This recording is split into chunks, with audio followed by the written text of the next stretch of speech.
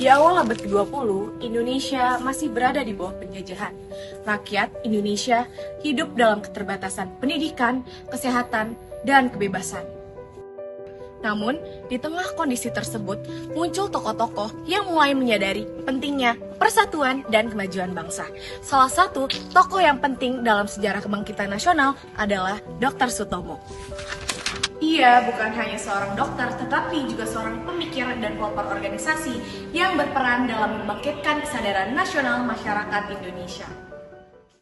Yang pertama nih Kak, boleh dijelaskan sebenarnya bagaimana kehidupan Dr. Sutomo pada masa muda hingga akhirnya beliau dikenal sebagai tokoh kebangkitan nasional? Jadi Dr. Sutomo, atau mungkin aku nyebutnya Sutomo aja, itu lahir di Jawa Tengah pada tahun 1888. Dia itu berasal dari keluarga priai menengah, jadi meskipun nggak terlalu mungkin dirasa nggak ada keturunan langsung dengan keluarga bangsawan, tapi dia memang bisa dikategorikan sebagai seorang siswa yang tumbuh di keluarga yang privilege. Makanya dia bisa bersekolah sampai ke Batavia di sini di sekolah Stovia. Jadi kan museum kebangkitan dulunya itu kan sekolah Stovia ya. Karena kan sebagaimana mungkin teman-teman ketahui, masyarakat dulu itu yang bisa baca atau menulis itu sedikit. Benar-benar cuman berapa ribu orang aja dibandingkan sekarang. Makanya dia tuh mungkin menurut aku dapat kesempatan untuk belajar ini, dia itu menyadarilah bahwa dia tuh seorang anak yang beruntung, dan dia tuh ingin mencoba untuk bisa nggak sih kalau aku tuh mencoba untuk memperjuangkan apa yang udah aku dapatkan ini agar semua orang lain juga bisa mendapatkan. Pada masa penjajahan Belanda, kehidupan rakyat sangat memprihatinkan. Penyakit menyebar, tetapi tidak semua orang mendapatkan pelayanan kesehatan yang layak. Perbedaan perlakuan antara pribumi dan Belanda sangatlah terasa. Saya sudah beberapa hari sakit, tapi tidak ada yang membantu. Dan kita tidak punya uang, kita bukan orang Belanda, siapa yang peduli sama kita? Apakah kita harus terus seperti ini? Saya hanya menangani pasien yang terdaftar. Jika kalian tidak memenuhi syarat, maka saya tidak bisa membantu. Jadi kami harus nunggu sampai keadaan semakin parah. Keadaan ini menimbulkan penderitaan yang mendalam dan membuka mata sebagian orang terpelajar. Selama menempuh pendidikan di Stovia, Dr. Sutomo kan melihat langsung nyata ketimpangan yang dialami oleh rakyat pribumi pada saat itu, terutama dalam bidang kesehatan. Nah, menurut Kakak, seberapa besar pendidikan kedokteran yang memengaruhi cara pandang beliau terhadap kondisi masyarakat pada saat itu? Sebenarnya bukan pendidikan kedokteran in general, tapi ada sebuahnya sekolah yang bisa mengumpulkan anak-anak dari berbagai penjuru Hindia Belanda. Itu starting point-nya lah. Karena kan dulu yang pertama yang bisa sekolah itu sedikit. Kedua pun sekolah itu benar-benar cuman lokal aja. Ketika didirikan sekolah yang tarafnya lebih nasional lah, at least pada satu standarnya, itu tuh mulai dikumpulkan beberapa mahasiswa. Di sini kan yang sekolah di Stovia kan bukan cuma dari Jawa aja ya, dari Kalimantan, dari Sumatera, dari Ambon, dari Maluku, dari Nusa Tenggara Timur juga ada, Nusa Tenggara Barat ada, Bali juga ada, pokoknya semuanya ada. Dan ketika mereka semua dikumpulkan, kan awalnya kan nggak tahu tuh kalau misalnya di daerah lo kayak gimana sih, di daerah gue kayak gimana sih, nggak ada informasi kan. Emang siapa sih yang mau nge-WA pada saat itu, emang siapa sih yang mau tuker-tukeran email pada saat itu. Ketika disatukan di satu tempat, ada satu titik tempat yang mereka bisa berkumpul, disitulah mulai tumbuh kesadaran bahwa yang tadi aku bilang, semuanya itu sebenarnya sama gitu loh, punya satu musuh yang sama, punya target yang sama, yaitu bagaimana cara kita semua itu bebas dari ketidakadilan yang diberi atau yang kita rasakan dari pemerintahan kolonial. Di Stovia, para mahasiswa belajar ilmu kedokteran dengan penuh disiplin. Hari ini kita belajar lagi tentang penyakit, tapi saya merasa ada yang kurang. Apa maksudnya? Kita kan belajar tentang penyembuhan, tapi di luar sana banyak rakyat yang belum disentuh sama ilmu kita. Saya juga berpikir begitu. Kita belajar keras setiap hari, tapi apakah hasilnya akan dirasakan oleh rakyat? Kita harus jadi dokter yang berguna, bukan cuma untuk diri kita sendiri. Oke Kak, jadi kalau dibandingkan dengan gerakan atau aktivisme mahasiswa pada saat ini, menurut Kak Hani nih, apa persamaan dan perbedaan perjuangan mahasiswa pada zaman Dr. Sutomo dengan mahasiswa pada zaman sekarang? Kalau menurut saya persamaannya kan kita sebagai mahasiswa baik dari zaman dulu maupun zaman sekarang itu kita masih sama-sama punya peran di masyarakat sebagai agent of change atau agen perubahan, di mana kita harus memperbaiki masyarakat untuk menjadi lebih baik. Terus mungkin perbedaannya itu tantangannya. Karena kalau tantangan di zaman dulu kan pasti karena masih dalam masa penjajahan, makanya tantangannya adalah melawan penjajah itu sendiri. Nah, kalau sekarang mungkin tantangannya karena teknologi udah lebih maju, di mana teknologi ini tuh bisa menjadi tantangan maupun bantuan, karena kita bisa membuat edukasi lebih terseluruh atau lebih menyeluruh, kayak semua orang bisa tahu tentang edukasi yang kita kasih, tapi juga bisa menjadi ladang misinformasi karena informasi itu sering cepat banget datang dan cepat banget kita terima. Itu sih. Di antara para mahasiswa tersebut muncul seorang tokoh yang memiliki kepedulian tinggi, yaitu Sutomo. Pak, saya memang bicara kalian. Kalian benar.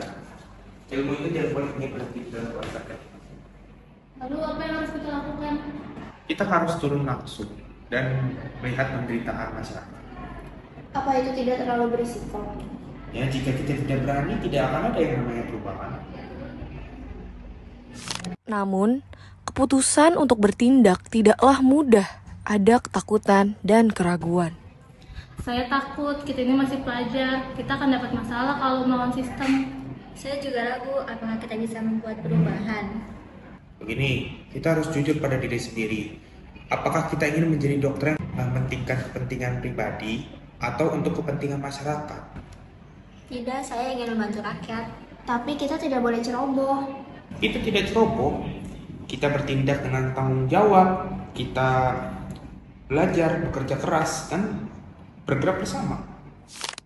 Diskusi demi diskusi terus dilakukan hingga muncul kesadaran akan pentingnya persatuan. Kita masih ada beberapa yang berbeda, tapi tujuannya tetap sama. Kita harus saling menghargai dan bekerja sama. Nah, inilah kekuatan kita. Jika kita bersatu, kita bisa membantu lebih banyak orang. Kira-kira apa langkah pertama yang harus kita lakukan? Kita bentuk wadah untuk bergerak bersama. Baik, kalau kita melihat perjuangan Dr. Sutomo, beliau digambarkan bukan hanya sebagai seorang dokter, tetapi juga tokoh yang membangkitkan kesadaran bangsa. Nah, menurut Bapak, bagaimana latar belakang kehidupan Dr. Sutomo hingga beliau bisa memiliki pemikiran dan semangat perjuangan seperti itu? Terima kasih pertanyaannya. Jadi memang sepertinya latar belakang Dr. Sutomo memiliki pemikiran yang patriotisme tersebut didasari dengan kondisi ekonomi di negara Indonesia pada saat itu, ya. Banyak sekali para remaja yang belum mampu atau tidak mampu untuk melanjutkan pendidikan khususnya di kedokteran begitu secara mandiri, sehingga memang beliau juga aktif bekerja sama dengan mahasiswa Stovia pada saat itu untuk memberikan beasiswa kepada mahasiswa pribumi untuk bisa bersekolah di dunia kedokteran. Selain itu juga jiwa semangat belajar dari Dr. Sutomo bisa kita lihat dari beliau yang langsung mengambil sekolah spesialis pada tahun 1919 di Amsterdam, dan beliau memiliki keinginan untuk bisa menyetarakan kurikulum pendidikan kedokteran di Indonesia bersama dengan di Eropa. Dari situ kita bisa lihat bahwa daya juang dari Dr. Sutomo bisa menjadi teladan bagi kita saat ini, bahwa tingkat pendidikan itu berpengaruh terhadap pemikiran seseorang agar lebih baik atau lebih maju seperti itu. Dari pemikiran tersebut lahirlah sebuah gagasan besar yang menjadi awal kebangkitan nasional. Kita tidak bisa berjalan sendiri-sendiri. Kita harus membentuk sebuah organisasi. Organisasi untuk apa? Untuk meningkatkan pendidikan, kesejahteraan, dan kesehatan rakyat. Apakah ini akan berhasil? Jika kita melakukannya dengan sungguh-sungguh, dengan kerja keras dan penuh tanggung jawab, maka ini akan menjadi awal perubahan. Saya setuju. Saya juga setuju. Iya, kami setuju. Akhirnya lahirlah Budi Utomo sebagai simbol kebangkitan bangsa.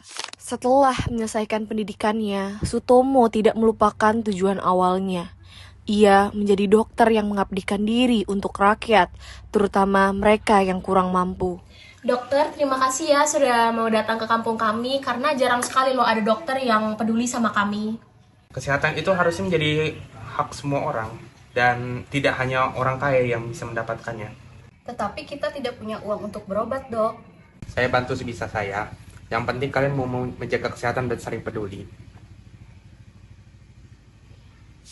Sutomo dikenal sebagai dokter yang tidak membeda-bedakan pasien. Ia sering membantu rakyat kecil, bahkan tanpa mengharapkan imbalan. Mengapa Anda begitu memaksakan diri membantu mereka? Mereka bukan prioritas. Karena orang seperti mereka yang paling membutuhkannya. Kedokteran itu seharusnya menjadi ilmu kemanusiaan, bukan hanya dinikmati oleh kalangan tertentu saja.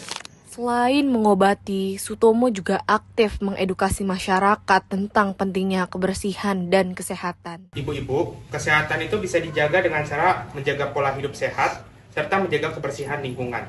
Bisa dipahami? Kami akan berusaha, dokter. Perjuangan Sutomo sebagai dokter menjadi bukti bahwa pengabdian kepada bangsa dapat dilakukan melalui berbagai cara. Pertanyaan terakhir, selain sebagai tokoh organisasi, bagaimana Dr. Sutomo menjalankan perannya sebagai dokter kepada masyarakat?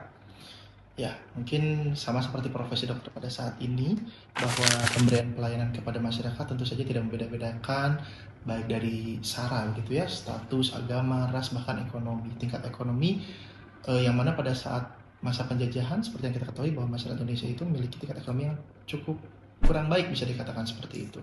Sehingga Dr. Sutomo bisa kita lihat pada saat pemberian pelayanan, dia tidak membeda-bedakan satu sama lain, khususnya dari segi kemiskinan ataupun orang kaya dan seterusnya.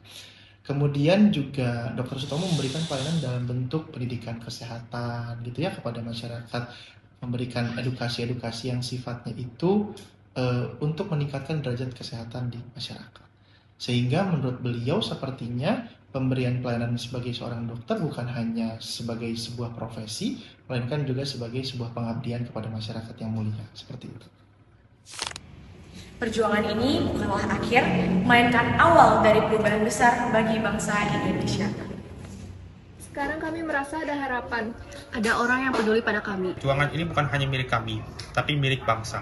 Kita harus terus menjaga semangat ini Untuk masa depan yang lebih baik. Bangsa yang kuat adalah bangsa yang peduli, bekerja keras, dan bersatu. Semangat yang mereka nyalakan tidak pernah padam dan menjadi inspirasi bagi generasi berikutnya. Perjuangan tidak selalu tentang mengangkat senjata. Terkadang perjuangan terbesar adalah menggunakan ilmu dan kepedulian untuk membantu masyarakat. Karena pada akhirnya ilmu yang kita miliki akan lebih berarti ketika mampu menjadi manfaat dan harapan bagi orang lain.